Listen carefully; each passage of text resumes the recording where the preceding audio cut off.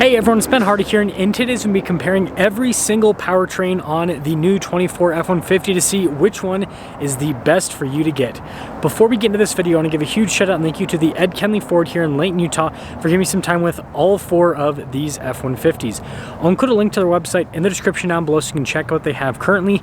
And if you don't already know, Ed Kenley Ford does not charge markups over MSRP on any of their cars, including specialty vehicles like Raptors. So if you want a great deal on a Ford, reach out to them. Link to my car buying guide in the description down below as well. Let's get into it.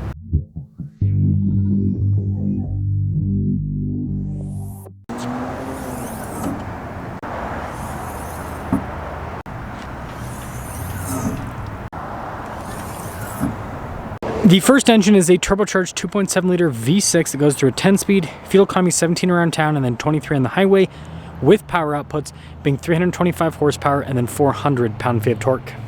The next engine is the 3.5 liter turbo V6 EcoBoost that goes through a 10-speed. Fuel economy with this is 16 around town and then 24 on the highway, with power outputs being 400 horsepower and then 500 pound-feet of torque. And next on the list is the 5.0 V8, also goes through a 10-speed. Fuel economy is apparently the same as the EcoBoost, 16 around town and then 24 on the highway. Power outputs are 400 horsepower and then 410 pound-feet of torque. And then finally, we've got the Powerboost. So it's the 3.5 EcoBoost paired to a hybrid system and a 10-speed. Fuel economy is 22 around town and then 24 on the highway, with power outputs being 430 horsepower and then 570 pound-feet of torque. So most power out of all the powertrains and gets the best fuel economy.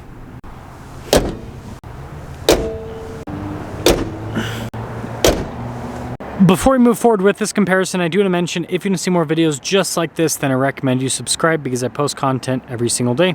Now let's mention some flaws with this comparison. XLT, Lariat, XLT, XLT. So there is an odd man out when it comes to packaging to make this as comparable as possible, but there was no other 5.0s other than the Lariat. And then that truck down there at the end is a 23. There were no 24s with the 2.7, so that's another issue with this comparison. And then this truck and this truck, so the Powerboost and the 3.5 are long beds, whereas this truck and that truck are the regular beds. So yeah, I want to mention the flaws with this comparison before we move forward so that you guys know where things stand. Anywho, the Powerboost has 1,576 pounds of payload, so again, longer bed XLT. Lariat 5.0 with the regular size bed, 1,667 pounds of payload. XLT EcoBoost long bed, 1,772 pounds of payload. And then finally 23 XLT with the 2.7 and a standard bed, 1,505 pounds of payload capacity. Now when it comes to towing capacity, the 2.7, when equipped properly, 8,400 pounds of towing capacity. The 3.5 EcoBoost, 13,500 pounds of towing capacity.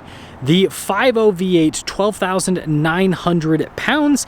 And then finally the Powerboost, 11,200 pounds. So 2.7 is the least. That is the second. This is the third, so the second highest. And then the EcoBoost V6 regular, that's the highest. Now, depending on the package you get with the truck is going to determine the engine price, but anyways, on an XLT, the Powerboost is a $2,190 option. On a Lariat, the 5.0 V8 is a no-cost option. You can see it's not here in the options list. On an XLT, the 3.5 EcoBoost is a $290 option. And then again, this is a 23. It says the 2.7 V6 on the XLT is a $1,285 option, but I'm pretty sure for 24 it's a no-cost option. Let me know in the comment section below if I'm wrong, but I'm pretty sure that's right. So let's take them out, talk about how they drive, and we'll do a little fuel economy test while we're at it.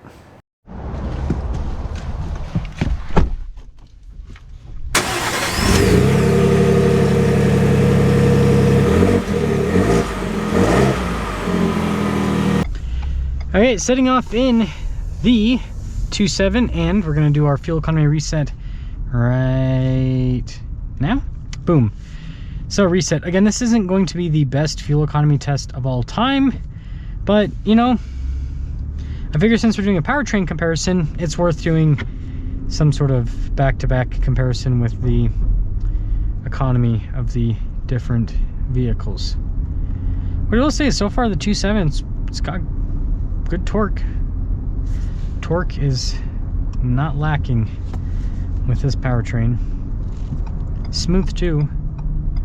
It'd be interesting to see how this feels back to back with that 3.5. And that's why by the way, if you're wondering, I lined them up the way that I did to make it so that I could do a direct, I mean, obviously it's back to back to back, but like, so I could feel the 3.5 right after the 2.7 and then feel the 5.0 right after the 3.5. So, I don't know. Maybe some of you would have rather have been Powerboost right after the 3.5, and I get that, but only so many ways I can organize them. I think I picked a pretty solid way. But yeah, the thing I'm noticing with this powertrain is solid torque. And it's smooth with the power delivery.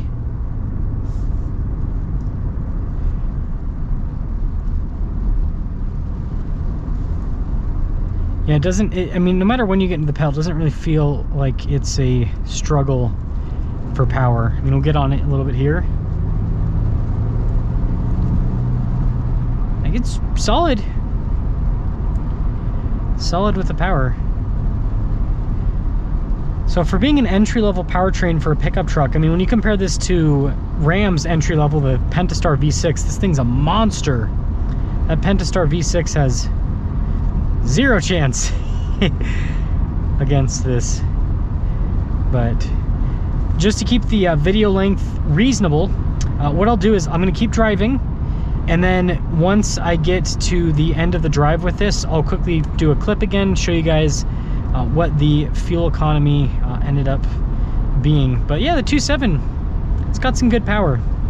Well, we are at the end of the loop, and yeah, I'd be comfortable saying about 17 miles per gallon. You can see it's going up a little bit here, but yeah, around the, well, I guess as we turn to the parking lot, we can have that be the end. So 17.5 miles per gallon roughly with the 2.7.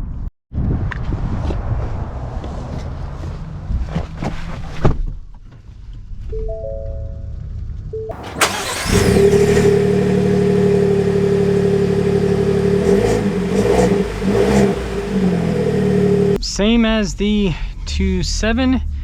Gonna reset fuel economy now. Okay, there we go. So we're in the 3.5. For those of you that lost count, which I don't blame you, it's quite a few trucks to drive back to back in one go.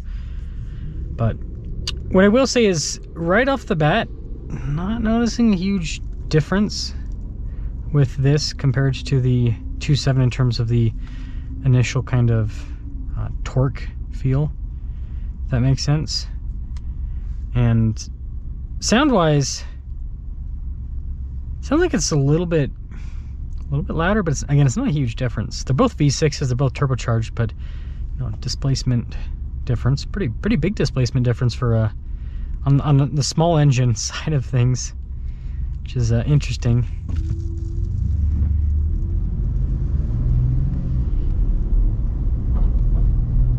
Interesting. So the 2.7, it feels like the 2.7 almost produces, this feels like it has more torque, but the 2.7, it almost feels like it produces the torque lower down in the RPM range, at least what you feel as the driver.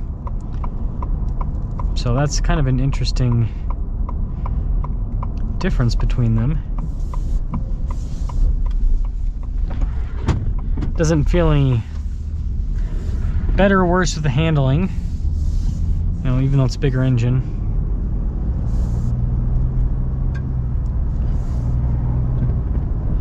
Get on it a little bit here. Yeah, I definitely don't have to get into the pedal as much to get this to get up and move. It's definitely got more power. You can tell with the engine tuning, they've kind of, I don't know, they've pulled back. So definitely more power than the 2.7, but again, it doesn't feel like this, it has more torque than the 2.7. 100 pound-feet of torque is quite substantial, and yet it feels as though the 2.7 has just more grunt on the low end. But let's see what the fuel economy ends up being. Well, we are pretty much back, and you guys can see indicated just over 14 miles per gallon, like 3 less roughly. I mean, it'll probably end up being about 14.5, so literally 3 miles per gallon less than the 2.7, which is very strange because on paper they should be about the same when it comes to economy, but in reality, again, I think that low-end torque that the 2.7 produces makes it so the engine doesn't have to work as hard. But let's pop into the 5.0.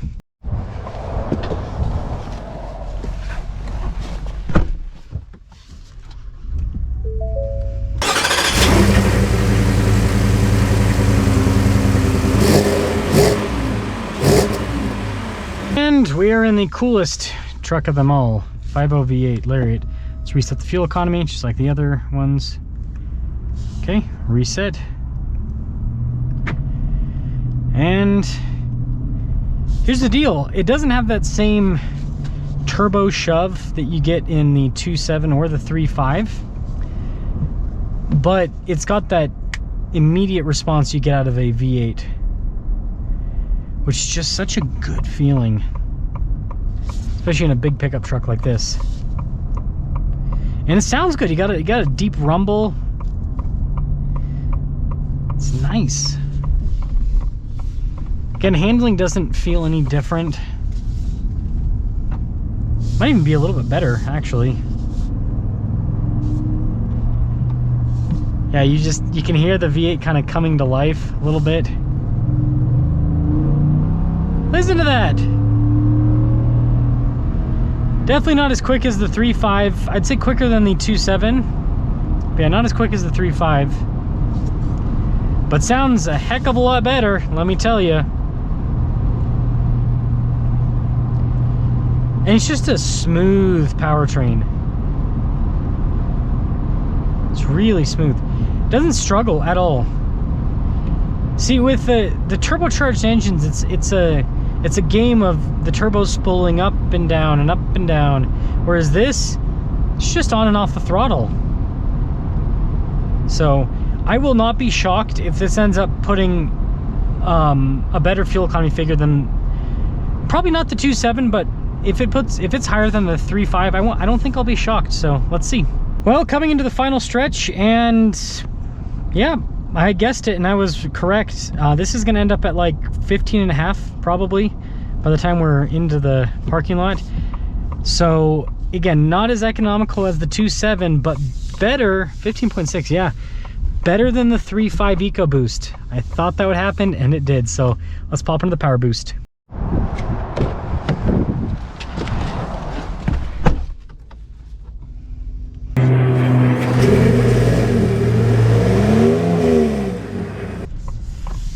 And finally, we have the Powerboost. So let's reset.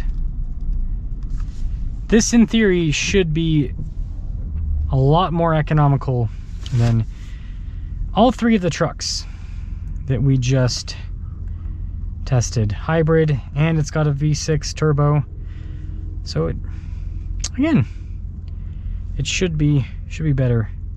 It is probably the quietest out of the bunch, because the engine will turn on and off, and so sometimes you have no engine noise, so that definitely that definitely helps out. I just thought it was funny that person went way over the line. You definitely feel more torque than any of the other trucks. This is because you get the big torque from the EcoBoost, but then you also get that instant torque from the electric side of things with this truck, and it's a nice combination. Feels heavier. It actually legitimately feels like I'm lugging around more weight. It's not huge, but yeah, the front end just feels like it's a little bit around that corner. Yeah, definitely got the most torque. Wow. It's got some power. It has got some power. Smooth. Yeah, see, now that I've experienced this in the regular EcoBoost, you know, not exactly back to back, but relatively back to back, I do think I prefer this Powerboost in terms of the accelerator. And I'm talking about the 3.5, because it seems like it just makes the 3.5 better with the power delivery. But looking at that fuel economy reading, interesting. we'll see at the end, but I'm starting to think this might end up being about the same as the 5.0, which if that ends up being the case, oh boy, what a shocking end to this video. And shocking conclusion. So pulling in, we're just barely clearing 15 miles per gallon. So this is going to be about the same, yeah, 15.5. So same fuel economy as a 5.0 V8. Okay, so here's my conclusion. 5.0 V8 is number 1, 2.7 V6 is number 2, Powerboost is number 3, 3.5 is number 4, in that order in terms of powertrain preference. And so this is gonna be a statement, but it looks like Ford is pushing the Powerboost and the 3.5 EcoBoost because of, you know, it's got good power, but more so because it probably helps them out with their bottom line efficiency rating, because it is going to put out fewer tailpipe emissions.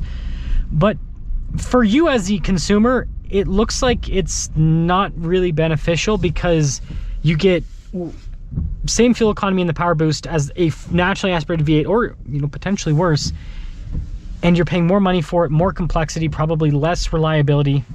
So yeah, it's just, I have this theory that in these big vehicles, it makes 0 sense to have a small displacement turbocharged engine. Even though the tailpipe emissions are less, the fuel economy is just always worse. And the more I do these fuel economy tests, the more I discover that again and again, it's the V8s that always win out. Let me know which F-150 powertrain you think is the best.